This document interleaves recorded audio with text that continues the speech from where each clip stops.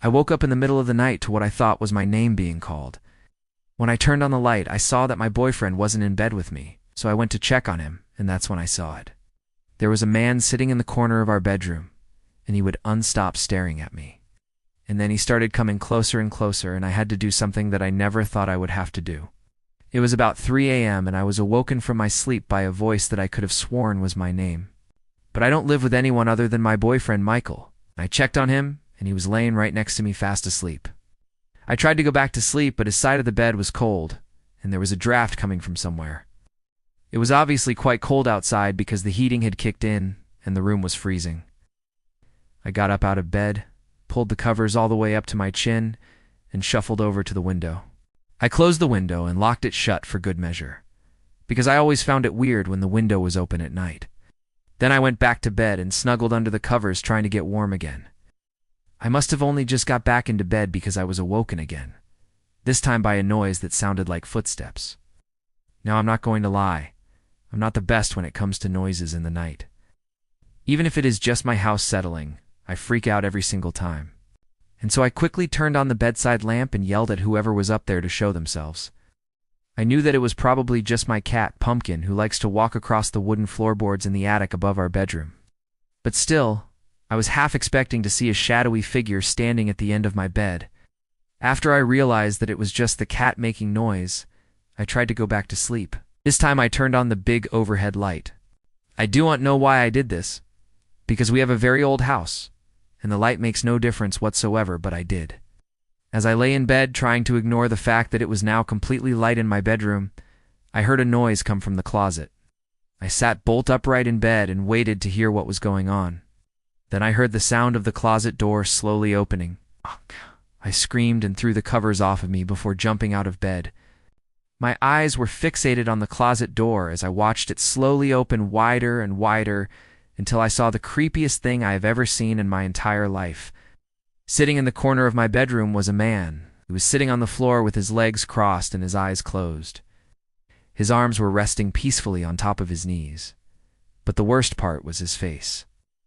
He looked to be in his early 20s, and he had very pale skin, which made his white eyes stick out like sore thumbs.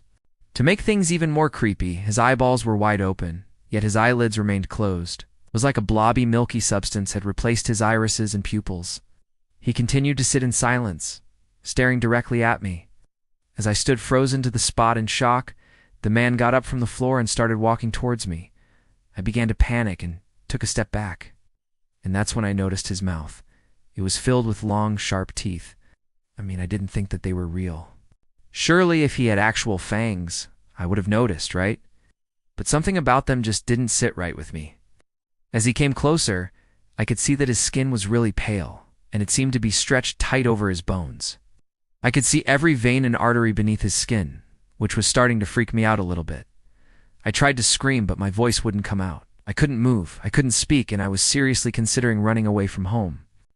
Maybe I could pretend that I'd seen a ghost or something and move in with my mom for a while. As the man got closer, I could see that he was wearing a long black coat. The problem was that he didn't have a head. Well, not a human one anyway.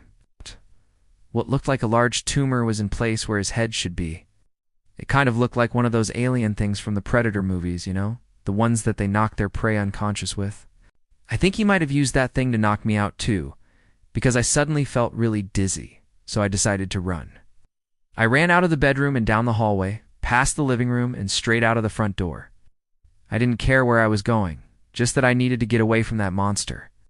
After a while of running, I finally stopped and looked around me to realize that I was in the middle of the street. I started walking down the road, trying to work out how I got there. I walked past my friends' houses, but I didn't dare knock on anyone's door. I was too scared that the creature would find me. I wanted to go to my mom's, but she lives 40 minutes away, and I didn't feel like I could call her for a lift. I just kept walking until I came across a small wooded area. I figured that hiding in the woods would be a good idea, you know, since I'd be surrounded by trees and whatnot. I wandered around in the woods for a bit until I came across a clearing. And sitting in the middle of the clearing was the man from my nightmare. He was sitting with his legs crossed once again, except this time he had his eyes open and he was looking at me. I started to cry and ran away as fast as I could. I remember falling over and scraping my knee on the concrete, and everything went black. The last thing I remember was seeing those milky white eyes staring down at me. Next thing I knew, I was back in my bedroom. I was lying in bed and Michael was shaking me awake. He looked very worried. "You okay? You were screaming in your sleep and you fell out of bed?" I explained what had happened to me and Michael told me that I'd been talking about a man with no face. "Maybe it was just a dream," he said. But I knew in my heart that it wasn't. We got up and got ready for work. And when we went downstairs to get some breakfast, Michael suggested that we watch some TV. I agreed, and we turned on the news. As we ate, I couldn't help but listen intently to the news anchor. She was talking about a series of killings that had happened in the middle of the night. People had been found dead in their homes with their eyes ripped out and their mouths filled with blood. I looked over at Michael and asked him if he remembered me telling him about the man with no face. He nodded, but he just put it down to a bad dream. Later that day, Michael had to go out of town on business, so I spent the day watching TV and waiting for him to come home. At about 7 p.m., I heard a knock on the door. I got up and walked over to it. Through the peephole, I saw a police officer standing there. "Is Michael home?" he asked. I shook my head. "No, he's not. Can I help you?" The officer nodded. "Thank you. Look, I'm sorry to bother you, but we're looking for a man matching Michael's description. Have you seen him?" I told the officer that he'd be home soon, but he insisted on coming in. As I opened the door, 2 more officers walked in behind him. "Ma'am, we need to ask you some questions about Michael."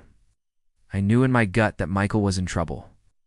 I knew that whatever those officers were asking me about would be the reason that Michael never came home.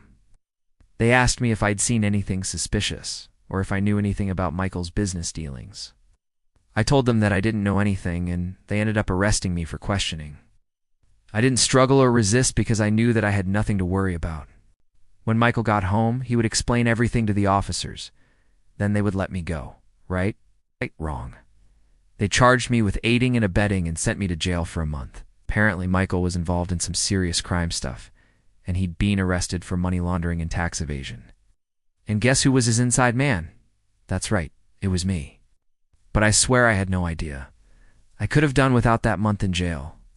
I don't even visit Michael anymore, because he's in prison, and I can't look at his face. Can't.